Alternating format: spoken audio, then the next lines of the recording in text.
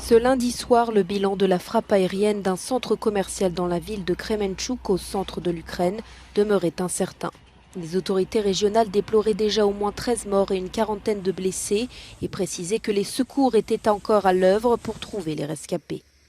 Selon le président ukrainien Volodymyr Zelensky, 1 millier de civils se trouvaient à l'intérieur juste avant l'explosion. Et le bilan pourrait donc être très lourd. Pour le dirigeant, cette attaque constitue l'un des actes terroristes les plus éhontés de l'histoire européenne. L'armée ukrainienne a affirmé que le centre commercial a été visé par des missiles russes tirés depuis des bombardiers installés dans la région de Koursk au sud-ouest de la Russie.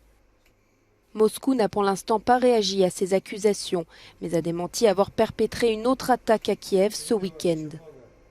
À l'est, après s'être emparé de Severodonetsk vendredi dernier, les forces russes bombardent la ville jumelle de Lysychansk.